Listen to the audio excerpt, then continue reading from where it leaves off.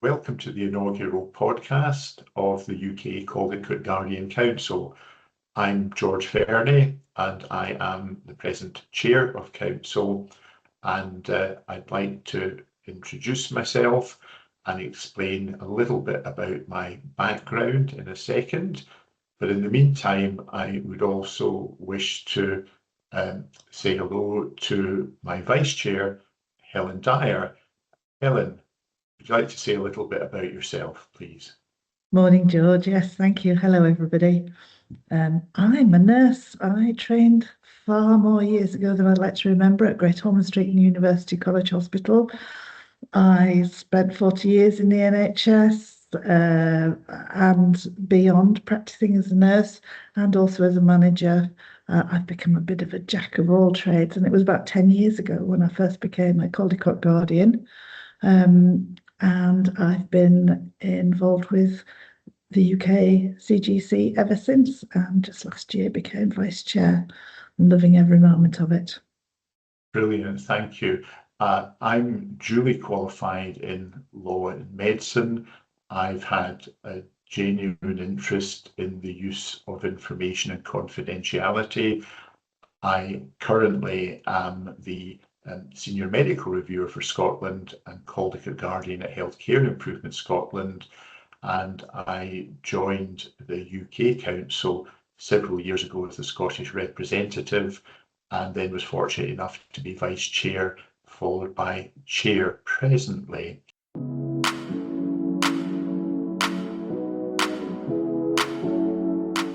What is the Caldicott concept, and does it still have relevance today?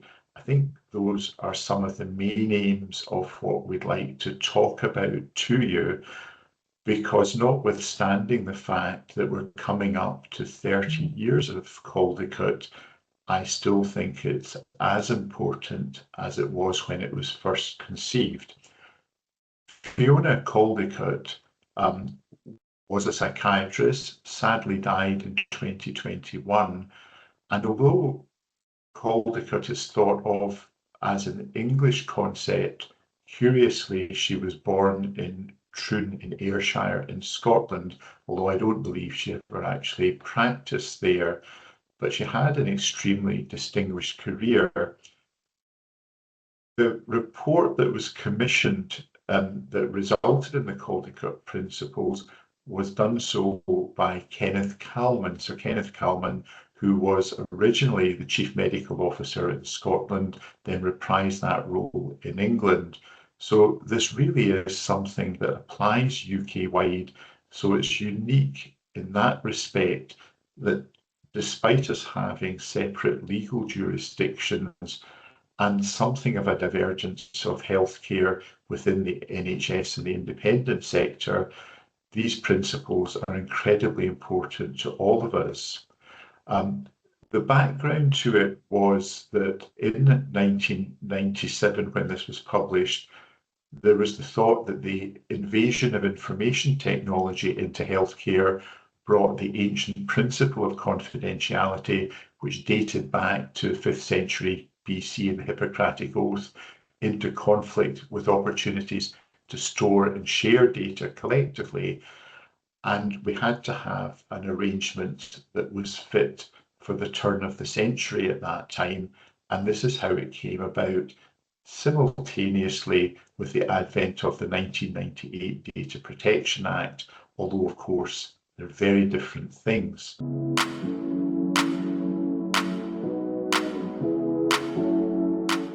Would you like to tell us, please, how the Caldicott Council developed and how it fits in with the NHS structure, please?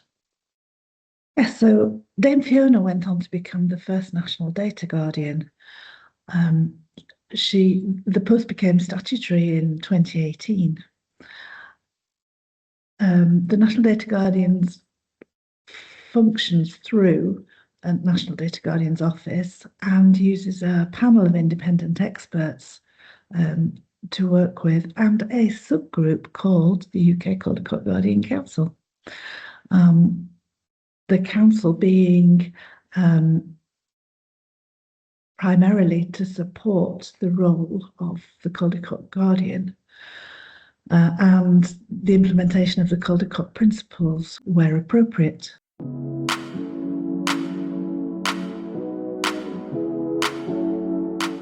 Tell me, is it obligatory in health and social care to have a Caldicott Guardian? That's a question we often get asked.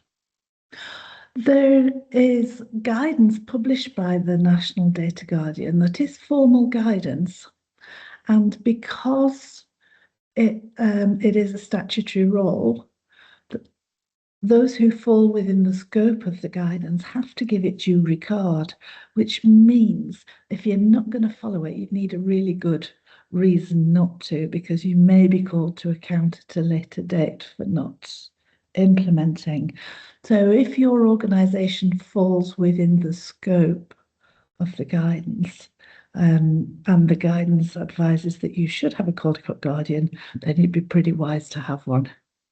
Yes, and of course that only applies to England, but nevertheless, because of the importance of the concept, the other home nations in the UK have generally adopted it in the same manner, because we believe it's so vital as an organisational conscience, which is one of the important concepts that are there, that when we use data, just because it's lawful, we have to give consideration as to whether or not it's also ethical.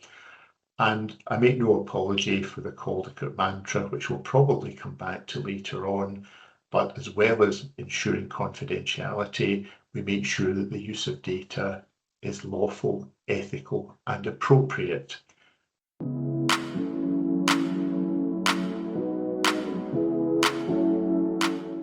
Helen, would you like to start taking us through the Caldicott Principles, please, and perhaps expanding a little bit on each of them in turn? Of course, George. Principle 1, justify the purpose for using confidential information. And it goes on to say, every proposed use or transfer of confidential information should be clearly defined, scrutinised, and documented, with continuing uses regularly reviewed by an appropriate guardian. It works very closely in conjunction with Principle 2, use confidential information only when it's necessary, so that we're both justifying it and using it when necessary. And that's really around data minimization, which is a concept that we're all very familiar with.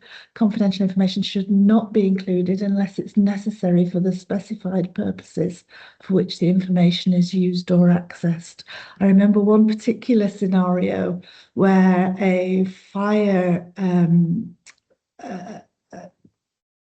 service contacted a healthcare organisation asking for names and addresses and medical details of everybody in the area who was wheelchair dependent. So in case of flood evacuation, they wanted to do some, and it seemed like a really good reason. Your gut reaction would be, yes, you'd want to do this.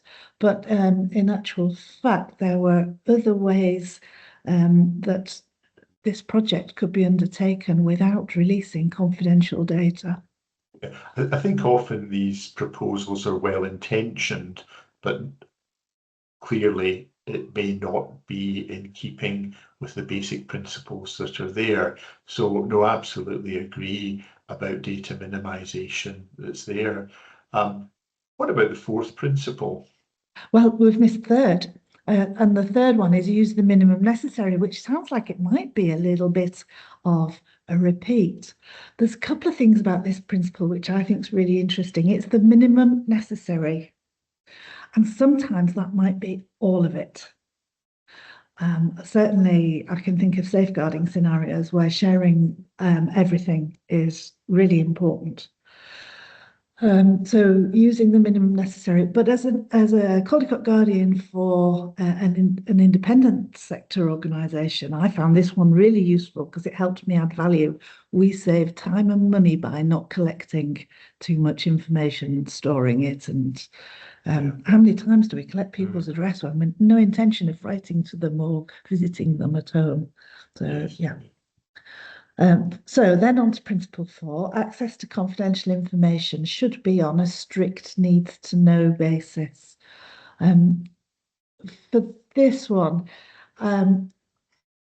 it's really important that it's not only unethical to access someone's health and care information when you've no working need to, but it's also against the law. And there have been multiple prosecutions of staff members for having done this. And if we want to demonstrate trustworthiness of organisations, we need to think about what systems and processes we've got in place to detect this as well as to prevent it. So audits, for example. Yes, yeah. Principle 5, everyone with access to confidential information should be aware of their responsibilities. We automatically think of training when we're implementing this, but it's actually a lot wider than this. I particularly remember one member of staff who thought on investigation that they were maintaining confidentiality because although they'd accessed the records of individuals that they didn't need to access, because they hadn't shared it, they thought they'd maintained confidentiality. They thought they had a right to access even when they didn't need to. So being aware of their responsibilities, we checked and it turned out there was nothing in the induction material, although we'd said you must maintain confidentiality, there was nothing that explained that nuance in the induction material. So it was a systemic problem and not a fault of the individual. Yes, yes. Principle 6, comply with the law. This is huge because it doesn't mean GDPR. It means all of the laws. And there are the obvious ones, for example, GDPR, Data Protection Act, DUA, and then the common law duty of confidentiality. But we've got things like contract law in place. Are we fulfilling our contracts? We've got all the allied laws, so mental capacity, mental health, that we all need to understand as Caldicott Guardians and keep the rest of the team close to us so that we understand it together. As you say, George, it's very much a team sport. Yeah, I mean, it's interesting that you talk about compliance with the law. You mentioned the common law duty of confidentiality. Clearly, statute-based law is something that you can read and it's easier to comply with because it's codified. What about common law duty of confidentiality? What does that mean as a concept, Helen? Are you able to say anything more about that? Yeah, well, it actually dates back to the Middle Ages, and it's precedent set. So somebody in the High Courts will have made a decision in a very difficult case, and we have to maintain that. We are expected to maintain that throughout. But for confidentiality, it means that if we are told something by somebody, and certainly as health and care professionals, if we are told something by somebody, they tell us it with a reasonable expectation that we will not break their confidence. We will not share it with anybody else. And the only absolute way that we can share it is if we have their permission to do so, if we have their consent. Yeah. No, thank you. That's very helpful. So, would it be fair to say the first 6 Caldicott principles that came about, broadly speaking, can be mapped across to the data protection principles? And of course, these were the ones that came into existence in 1997 or subsequent to that anyway. But we've moved on from then, haven't we? There's two additional principles there. Tell us about those. So if we think about the first six in the context of the times, I remember, because I'm old enough, when GDPR came in and everybody got really quite worried about sharing information, and we tended to lock it all down. Oh no, I can't tell you. I even remember ringing up a hospital to ask how my mum was. I'm sorry, I can't tell you anything over the telephone. There was some concern that people were coming to harm because not enough information was being shared. So in 2013, Dame Fiona wrote a further publication called Information to Share or Not to Share. And this was where Principle 7 was introduced. So the duty to share information for individual care is as important as the duty to protect patient confidentiality. And often, more and more often these days, we think about perhaps we should sometimes justify why we don't share information rather than why we do. And of course, with child protection, the expectation should be that you will share information, but if you are not going to do that for some reason, then you have to be able to explain why exceptionally you would not do that, because the best interests of the child are paramount. And I know that's something that we say repeatedly, but there have been numerous failings in that respect as well. And of course, it becomes more complex with things like domestic violence and coercive control, but that's a subject for another podcast that's there. What about the eighth principle? That's something that I'm really very fond of, and I think because of the importance of autonomy, it's become even more relevant. Absolutely, and we didn't have Principle 8 until 2020, and again it was introduced by Dame Fiona. But this time it was following public consultation. So I like to think of this as the people's principle, really. People said they wanted no surprises. They wanted to know and understand what happened to their information. As you say, it really reflects the growing importance of transparency and autonomy. Yes. So thank you for taking us through the Caldicott Principles.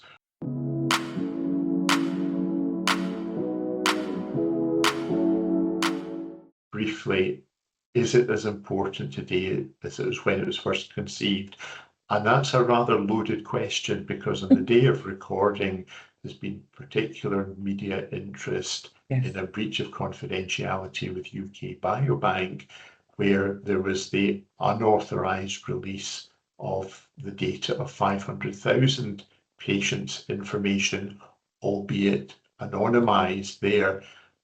But is it as important today, and how has it perhaps changed over the last 13 years? I honestly feel that it really is important, and certainly as we move forward with new innovation, to be able to reflect these principles through, for example, our use of AI and the data flows within AI. For me, I've always thought of, and people will have heard me refer to the principles before, as being like a good bottle of single malt. They are maturing very nicely over time, and the complexities and the aromas, all the better without dilution, though, George, I think. Smashing. Thank you ever so much for taking us through that, Helen.